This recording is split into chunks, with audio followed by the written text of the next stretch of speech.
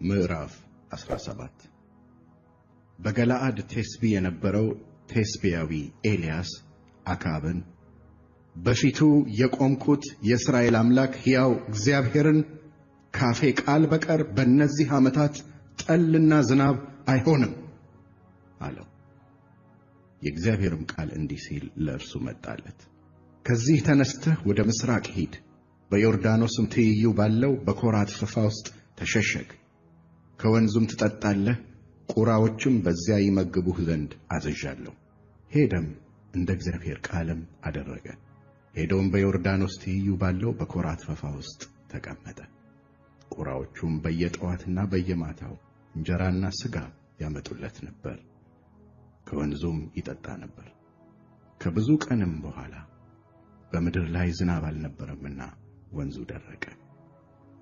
ተነስተህም በሲዶና አጠገብ ወዳለችው ወደ ሰራፕታ ሂድ፣ በዚያም ተቀመጥ። እነሆም ትመግብህ ዘንድ አንዲት ባልቴት አዝዣለሁ የሚል የእግዚአብሔር ቃል መጣለት።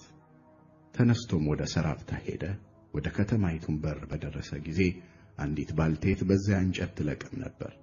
እርሱም ጠርቶ የምጠጣው ጥቂት ውሃ በጽዋ ታመጭልኝ ዘንድ ለምንሻለሁ አላት።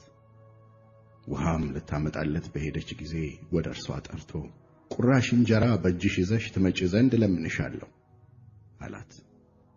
እርሷም አምላክህ ሕያው እግዚአብሔርን በማድጋ ካለው ከእፍኝ ዱቄት በማሰሮም ካለው ከጥቂት ዘይት በቀር እንጀራ የለኝም። እነሆም ገብቼ ለእኔና ለልጄ ጋግረው ዘንድ በልተነው ምንሞት ዘንድ ጥቂት እንጨት ሰበስባለሁ አለች። ኤልያስም አላት፣ አትፍሪ፣ ይልቅስ ሄደሽ እንዳልሽው አድርጊ። አስቀድመሽ ግን ከዱቄቱ ለእኔ ታናሽ እንጎቻ አድርገሽ አምጪልኝ። ከዚያም በኋላ ለአንቺና ለልጅሽ አድርጊ። የእስራኤል አምላክ እግዚአብሔር እንዲህ ይላልና በምድር ላይ እግዚአብሔር ዝናብ እስከሚሰጥበት ቀን ድረስ ዱቄቱ ከማድጋ አይጨረስም፣ ዘይቱም ከማሰሮው አይጎድልም። እርሷም ሄዳ እንደ ኤልያስ ቃል አደረገች። እርሷና እርሱ ቤቷም ብዙ ቀን በሉ። በኤልያስም እጅ እንደተናገረው እንደ እግዚአብሔር ቃል ዱቄቱ ከማድጋው አልተጨረሰም፣ ዘይቱም ከማሰሮው አልጎደለም። ከዚያም በኋላ የባልቴቲቱ ልጅ ታመመ። ትንፋሹም እስኪታጣ ድረስ ደዌው እጅግ ከባድ ነበር። እርሷም ኤልያስን የእግዚአብሔር ሰው ሆይ ካንተ ጋር ምን አለኝ? ኃጢአቴንስ ታሳስብ ዘንድ ልጄንስ ትገድል ዘንድ ወደ እኔ መጥተሃልን? አለችው።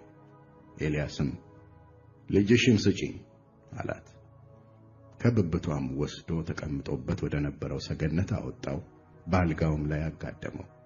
ወደ እግዚአብሔርም አቤቱ አምላኬ ሆይ ልጇን በመግደልህ ይህችን ትቀልበኝ የነበረችቱን ባልቴት እንዲህ ደግሞ አስጨነቅካትን?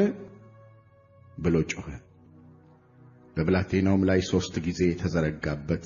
ወደ እግዚአብሔርም አቤቱ አምላኬ ሆይ የዚህ ብላቴና ነፍስ ወደ እርሱ ትመለስ ዘንድ ለምንሃለሁ ብሎ ጮኸ። እግዚአብሔርም የኤልያስን ቃል ሰማ። የብላቴናውም ነፍስ ወደ እርሱ ተመለሰች፣ እርሱም ዳነ። ኤልያስም ብላቴናውን ይዞ ከሰገነቱ ወደ ቤት አወረደው። ኤልያስም እነሆ ልጅሽ በሕይወት ይኖራል ብሎ ለእናቱ ሰጣት። ሴቲቱም ኤልያስን የእግዚአብሔር ሰው እንደሆንክ የእግዚአብሔርም ቃል በአፍህ እውነት እንደሆነ አሁን አወቅሁ አለችው።